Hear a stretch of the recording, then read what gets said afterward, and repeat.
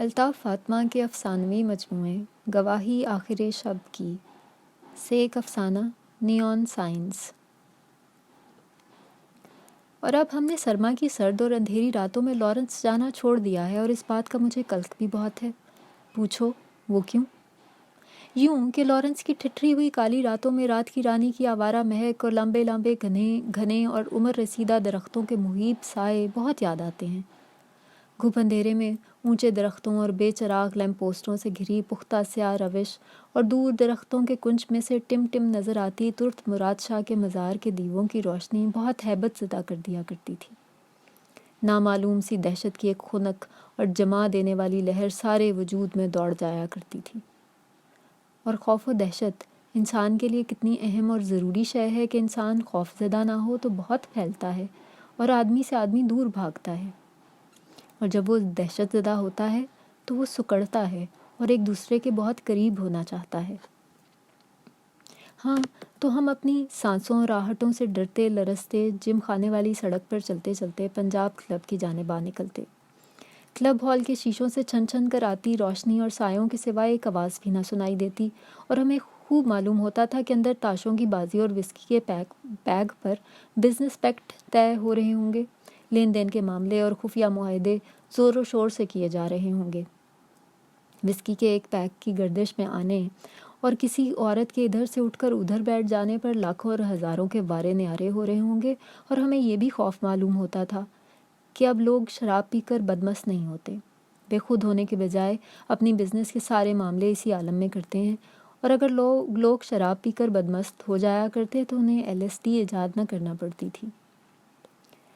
پھر بھی اس سڑک پر آ کر خون جمنے لگتا اور ہر لہجہ یوں معلوم دیتا جیسے کوئی ابھی جھومتا جھامتا آ پڑے گا۔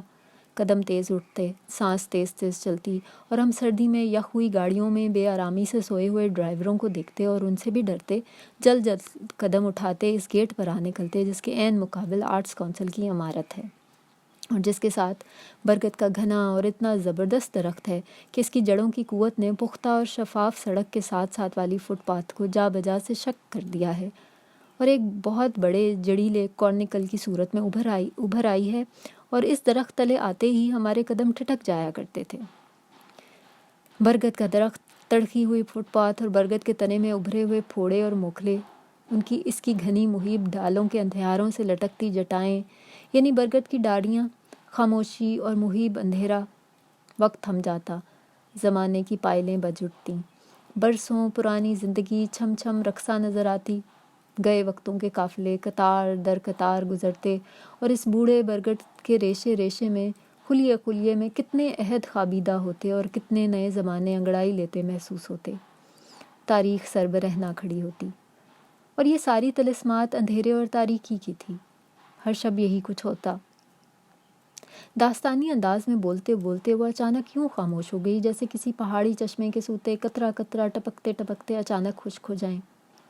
تب اس نے اندھیرے کمرے میں سڑک کے لیمپ پوسٹ کی شیشوں میں سے چھن کر آتی روشنی کی مدھم لکیروں سے قائم ہونے والی روشنی میں ٹٹول کر 3 کیسل کی سبز ڈبی نکالی، ٹٹول کر سگریٹ نکال کر روشن کیا اور ڈبیا آگے سرکا دی۔ پینا ہے؟ پھر وہ اندھیرے میں ہنسی۔ میں نے سگریٹ کا کوئی برانڈ مقرر نہیں کیا ہے، کارلٹن سے لے کر اوکے اور کیٹو تک سارے کے سارے میرے ہی برانڈ ہیں۔ البتہ ماچس کا برانڈ ضرور مقرر ہے کہ میں ہمیشہ اور ہر کام کے لیے فلاور باسکٹ ماچس سے استعمال کرتی ہوں کہ اس کی تیلی لکڑی سے نہیں مومیائے ہوئے کاغذ سے تیار کی جاتی ہے، اور میرے نزدیک لکڑی کو آگ دکھانا گناہ ہے۔ لکڑی جو درخت ہوتی ہے، جو برگوبار لاتی ہے، اور درخت جتنا پرانا ہوتا ہے اتنا ہی خاموش، پروقار اور مہربان ہوتا ہے۔ کہتے ہیں کبھی انسان بھی پروقار اور مہربان ہوا کرتا تھا۔ ہاں تو پھر کیا ہوا؟ ایک دم ہی داستانی انداز پھر لہجے پر غالب آ گیا تھا۔ ایک رات یوں ہوا، ایک سرے پر برگد کا درخت تھا اور دوسری طرف وکٹوریہ گیٹ اور اس کے آگے دیواروں سے گھرا ہوا راستہ، یعنی چڑیا گھر کی سڑک۔ تو کیا ہوا کہ اس شب برگد تلے وقت کی چھاگلیں خاموش رہیں، اس کی ایک بھی پائل نہ بجی۔ اگلے اور پچھلے زمانوں کے سارے قافلے گم تھے، جیسے کسی نے بھولے سے رات کی بجائے دن کو کوئی کہانی سنا دی ہو، اور سارے زمانے رستہ بھول گئے ہوں۔ اور ہم نے چونک کر دیکھا تو وکٹوریہ گیٹ کے نکڑ پر کوکا کولا کا ایک بہت بڑا سا نیون سائن نصب تھا۔ ایک بڑا سا گول دائرہ اور اس کے اندر کئی دائرے. ہر دائرے کا رنگ دوسرے سے مختلف تھا. ہر دائرے کا اپنا ایک الگ رنگ تھا اور سارے دائروں پر حاوی کوکا کولا کا نام تھا. یہ سارے دائرے گاہ جل اٹھتے اور گاہ بجھ جاتے. آنکھوں میں چکا چون سی ہوئی، نظر تلملائی. اس طرف برگد کا پرانا درخت تھا اور اس طرف میسن ہال کی تاریکی کی متلاشی پراسرار عمارت. ہمارے اس ہاتھ کو وابڈا بلڈنگ کا پیالے نما سبز روشنی سے لبریز قبا تھا اور اس سے آگے الفلا کی روشن جبین اور اس کی نیون سائنس سے دمکتی پیشانی پر سروس شو والوں کا بار بار لپکتا ہوا جوتا. حد ہو گئی تھی. ہمارے عہد کی راتیں سوگوار اور ماتم گنا تھیں. تم نے راتوں کی خلوتوں پر چھاپے مارے ہیں. پہلے تم نے ہماری اذانوں کے اسرار گم کیے. مائکروفون کی لہروں پر کرخت آوازوں میں دی جانے والی اذانوں میں کوئی بھید اور کوئی راز باقی نہ رہا. اور اب تم نے ہماری راتوں کے سہاگ بھی لوٹ لیے. اور شبوں کا تقدس تو ان کی افسردگی، ان کی ظلمتوں اور ہیبتوں سے عبارت ہے. اب نہ ہماری راتوں میں سکوت باقی ہے اور نہ ظلمتیں. انسان اب راتوں کو بھی اتنا ہی نہ ڈر ہے جتنا وہ دن کو تھا. نیون سائنس نے رات کی چادر کو پارا پارا کر دیا ہے.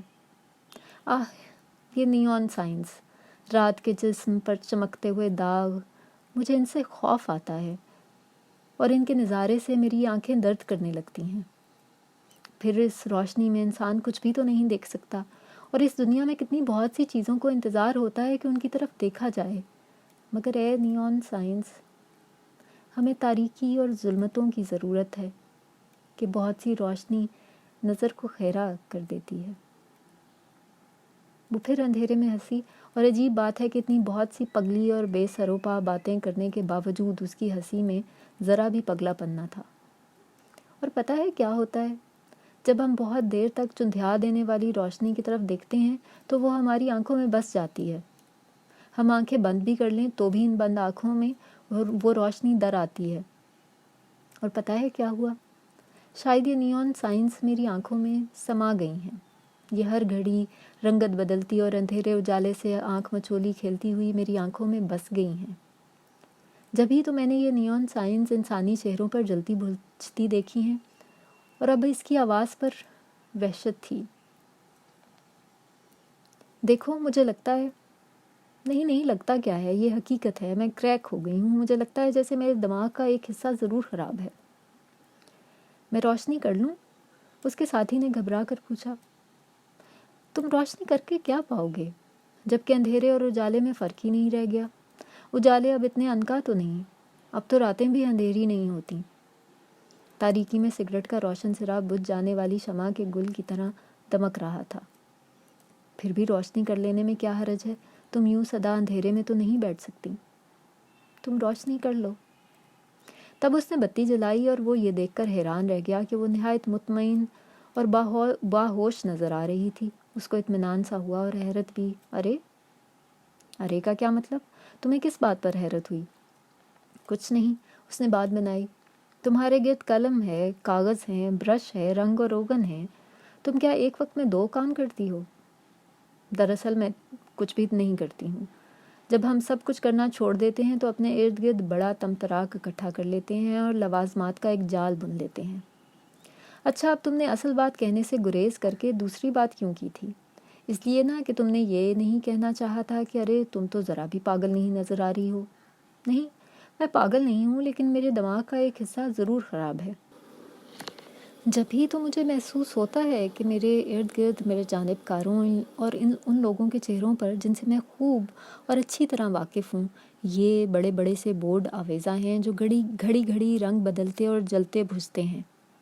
اور اب یہ حال ہے کہ میں کسی کو بھی نہیں پہچان پاتی. اب ہر شخص اجنبی اور ہر گھڑی نیا نظر آئے گا. لوگوں کی محبتیں، وفائیں، نفرتیں اور سارے اصول گھڑی بدلتے ہیں.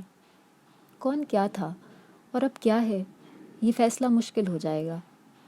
کبھی کبھی مجھے یوں لگتا ہے میں یہاں اجنبی ہوں اور اپنی بستی سے ناواقف، جیسے میری بستی کھوئی گئی ہو، میرے رستے گم ہو گئے ہوں. چہرے بہت جلد اپنے رنگ بدل رہے ہیں. یگانگت اور بیگانگی کے فاصلے ختم ہو چکے ہیں۔ ایک ایک انسان کے بے شمار روپ مجھے اپنے محیط میں لے رہے ہیں۔ تب اس کی آنکھوں کی چمک سے گھبرا کر اس نے ایک بار اور التجا کی، میں روشنی گل کر دوں، بتی بجھا دوں؟ ہاں ضرور، اس نے فوراً جواب دیا۔ اندھیرے اور ظلمات میں بڑا تحفظ، بڑی یکسانیت ہے۔ اندھیرے بڑے پردہ پوش ہوتے ہیں۔ بتی بجھی تو وہ چونک کر پوچھنے لگی، ہاں تو میں کیا کہہ رہی تھی؟ کیا بہت ضروری ہے کہ انسان کچھ نہ کچھ کہتا ہی چلا جائے؟ ہاں، کم سے کم اس کے لیے بہت ضروری ہے جسے ہر چہرے پر چھوٹے بڑے بے حساب دائرے نظر آتے ہیں، گھڑی گھڑی جلتے بجھتے، رنگ بدلتے، اور تمام دائروں پر محیط کوئی نہ کوئی اشتہار نمایاں اور خوبصورت حروف میں لکھا ہوا۔ اور اب انسان کس کس سے کہے اور کس کس کو جتاتا پھرے کہ میں نے تمہارے کون کون سے اور کتنے روپ دیکھے ہیں، اور یہ بتاؤ کہ تمہارا کوئی سچا اور اپنا روپ بھی ہے؟ اب گئے دن کی بات ہے کہ میں نے وہ چہرہ دیکھا جس سے میں بہت واقف تھی، اور میں نے اسے بہت دیکھا تھا، اور اب میں تمہیں کیا بتاؤں کہ وہ کتنا بدلا، اور میں نے اس پر کتنے دائرے اور کتنے رنگ دیکھے۔ حد تو یہ ہے کہ اس پر لکھے ہوئے اشتہار بھی گھڑی گھڑی بدلتے تھے، اور اس چہرے کے مقابلے میں کوکا کولا کا وہ نیون سائن کتنا بہتر لگا تھا کہ جس کے دائرے گھڑی گھڑی رنگ بدلتے اور جلتے بجھتے تھے، لیکن کم سے کم ایک چیز تو مستقل اور برقرار تھی کہ اس پر مستقل کوکا کولا کا اشتہار آویزاں تھا۔ اور اب کیا تمہارا خیال ہے کہ مجھ پر یہ فرض تھا کہ میں اپنی اس واقف اور دوست کو یہ بتاتی کہ مجھے تمہارے چہرے پر مختلف دائرے نظر آئے ہیں، اور ستم بالائے ستم یہ کہ اس پر کوئی مستقل قسم کا اشتہار بھی تحریر نظر نہیں آیا ہے؟ نہیں، یہ بات درست نہیں۔ کسی کو اس کے بارے میں بتانا اور جتانا بڑا خطرناک اور غیر منفعت بخش سودا ہے۔ دوسروں کے پردے فاش کرنا ہم پر لازم نہیں کہ خداوند ستار العیوب ہے، وہ خود پردہ پوش ہے، اور اس نے انسان کو نیون سائنز عطا کیے ہیں کہ وہ اپنے چہروں کو نقاب اندر نقاب رکھیں۔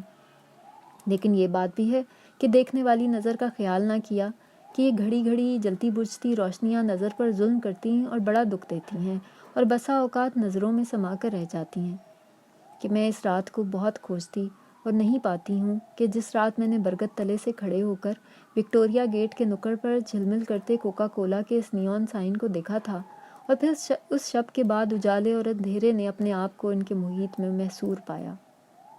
لارنس کی رات اب بھی ویسی ہی سرد، خاموش اور اندھیری ہیں، اور روش رات کی رانی کی آوارہ مہک بھٹکتی ہے۔ اب سبھی جم خانے اور پنجاب کلب کے باہر شیشوں سے چھن چھن کر آنے والی روشنیوں کی تاریکی کے پردے چاک کرنے کی ناکام کوششوں میں مصروف نظر آتی ہیں۔ اب بھی وہاں تاش کی بازیوں اور عورتوں کے الٹ پھیر سے معاملے اور سودے طے ہوتے ہیں۔ لوگ بڑھیا سوٹوں میں ملبوس، بڑھیا شرابوں کے جام ہاتھ میں اٹھائے، اپنے چہروں پر نیون سائنس کے بورڈ آویزہ کیے ہنس بول رہے ہیں، اور رات گئے یا صبح کاذب کے دھندلکے میں کوئی بہرا ان کو نیم بے ہوشی کے عالم میں گھسیٹ کر ان کی گاڑیوں میں ڈال دیتا ہوگا، اور ڈرائیور کا شانہ ہلا کر اس کو بیدار کرتا ہوگا، انہیں لے جاؤ کہ ان کے معاملے اور سودے مکمل ہو چکے ہیں۔ وقت دبے قدموں یوں ہی اپنے کاموں میں مصروف رہے گا، اور میں شاید اندھیرے اور ظلمتوں کی عافیتوں کی تلاش میں یوں ہی بے کل رہوں گی۔ میرے ارد گرد نیون سائنس کے بورڈ کسی درخت کی ڈالوں پر تیزی سے بڑھتے ہوئے پتوں کے اضافی اور ضربی عمل کی صورت میں بڑھتے جائیں گے، اور کہتے ہیں جب درخت ناقص پتوں اور ڈالوں کا بوجھ اٹھائے اٹھائے اکتا جاتا ہے، تب خزاں کے قدموں کی آہٹ سنائی دیتی ہے، اور خزاں کے دامن میں بہاروں سے کئی زیادہ رنگ ہوتے ہیں۔ پتے پتے کا روپ بدلتا ہے، پتے پتے کا رنگ جدا ہوتا ہے۔ تم نے دیکھا ہے کبھی فصل خزاں کا وہ دور جب پتا پتا رنگ بدلتا ہے اور پھر دھیرے دھیرے تمام رنگ آپس میں گڑمٹ ہوتے ہیں تو مکمل اور بھرپور خزاں آتی ہے؟ اور یہ کہیں فصل خزاں تو نہیں؟ کہیں تم نے خزاں کے پاؤں کی چاپ تو نہیں سنی؟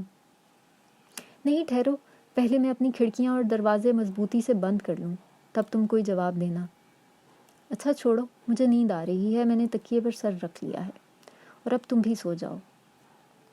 اس کے ساتھی نے اس کی نیند میں ڈوبی آواز کو آخری بار سنا، اور بہت دیر بعد مکمل سکوت کو محسوس کیا، بجز دھیرے دھیرے آتی ہوئی نرم نرم سانسوں کے۔ کھڑکی کے شیشوں میں سے چھن چھن کر آتی ہوئی روشنی میں اس کے چاروں طرف بکھرے ہوئے کاغذ تھے، اور بلا کیپ کا ایک قلم تھا جس کی روشنائی شاید ختم ہو چکی تھی اور سگریٹوں کی راکھ سے لبریز सिगरेट दानी, ब्रश, रंग रोगन। खिड़की के शीशों में से आती मध्यम रोशनी अपने साथ दरख्तों की डालों के जो साए लाई थी, वो दीवार पर मध्यम और पुरस्रार नक्श उभार रहे थे। फिर उसने उकताकर खिड़की का पर्दा हटा दिया और खिड़की के पट खोल कर देखा। सामने कोका कोला का एक नियॉन साइन घड़ी घड़ी जल बुझ रहा था।